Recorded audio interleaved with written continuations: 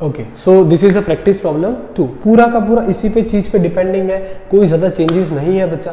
तो देखो practice problem 2 में बता रहा है कि देखो 0.08 kg अगर सब्सटेंस को मैं हीट करता हूं तो उसका टेम्परेचर रेज हो जाता है 30 से 130 तक का, और इसके लिए जो हीट एनर्जी एब्जॉर्ब होती है वो कितनी होती है 2000 joule of energy supplied. Calculate the specific heat capacity of a substance. आपको HSC की वैल्यू ढूंढनी है।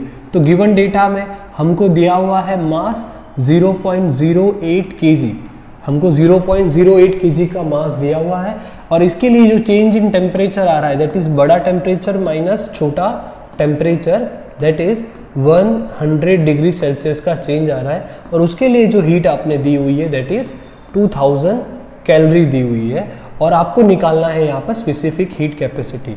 तो मैं हीट का इक्वेशन जानता हूँ that is mc delta theta होता है। अगर यहाँ पे मुझे हीट दी हुई है पहले से ही दैट इज 2000, हमको 2000 हीट पहले से दे दी हुई है, और मास 0.08 दिया हुआ है, स्पेसिफिक हीट कैपेसिटी ढूंढनी है, और चेंज इन टेम्परेचर हमको 100 डिग्री सेल्सियस का दिया हुआ है। ठीक है बच्चा, तो यहाँ पे अगर मैं अलग कर दूंगा तो 8/100 हो जाएगा, या सी ये अपन 100, ये 100 और ये 100 तो कट हो गया, और यहाँ पे ये 2000। तो स्पेसिफिक हीट कैपेसिटी जो बचा होगा हमारा that is 8 divided by 4, sorry 2000 divided by 8। 4 2 जा 8, 4 5 जा 20, और ये 0 2 1 जा एंड 2 250 जा, तो सी कितना आ गया हमारा 250। ठीक है, यूनिट की बात करूंगा ना, बच्चों को बहुत बार यूनिट का कंफ्यूजन होता है। तो देखो यहाँ पे कैलोरी था, और यहाँ पे केजी था, और यहाँ पे टेम्परेचर था, तो कैलोरी अपॉन में गया केजी, और अपॉन में गया डिग्री सेल्सियस, तो कैलोरी पर किलोग्राम पर डिग्री सेल्सियस।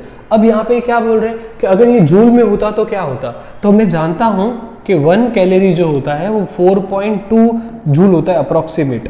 तो अगर इसको कन्वर्ट करना है हमको तो 250 इंटू 4.2 हमको करना पड़ेगा, तो हमारा आंसर आ जाएगा जूल पर किलोग्राम पर डिग्री सेल्सियस के फॉर्म में। ठीक है, ये पॉइंट हटा दूंगा बेसिकली, तो कितना आएगा 25 इंटू 42 के फॉर्म में आ जाएगा। मल्टीप्लाई कर देते हैं हम 25 के साथ, तो 5 2 जा 10, 5 4 जा 20 प्लस 1 21, 0 2 2 जा 4, 2 4 जा 8, ये 0 ये 5 और ये 1050 जूल पर किलोग्राम पर डिग्री सेल्सियस। ओके, अब हम देखते हैं प्रैक्टिस प्रॉब्लम 2 का क्वेश्चन नंबर 2। तो गिवन डेटा में दिया हुआ है कि मास जो आपका है, मास जो हमको दिया हुआ है 0.5 kg दिया हुआ है, और leads at 327 degree Celsius and cool to 27 degree Celsius, मतलब इस टेम्परेचर से इस टेम्परेचर तक उसे कूल डाउन किया गया, और इसके लिए जो एनर्जी दी हुई थी वो थी 22500 जूल।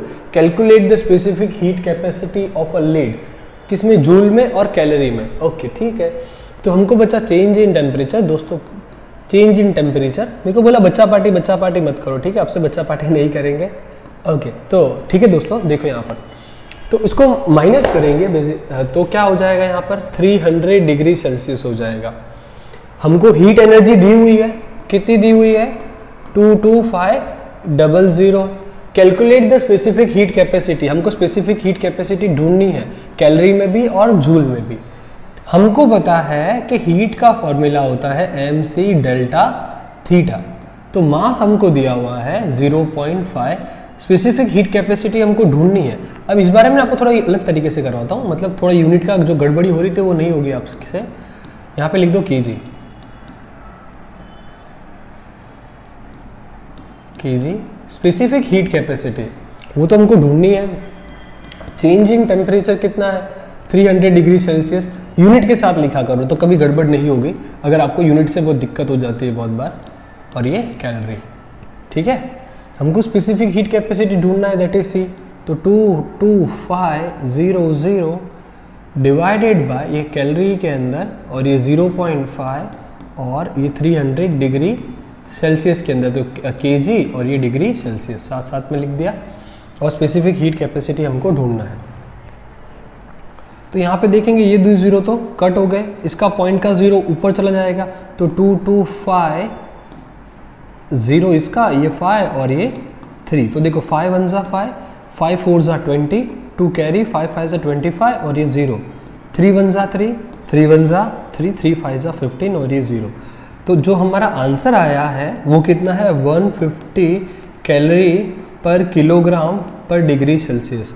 इसी को अगर जूल में कन्वर्ट करना है, ये option answer number 1, answer number 2, तो आपको कुछ नहीं करना है, यहाँ पे 4.2 से मल्टीप्लाई कर देना है।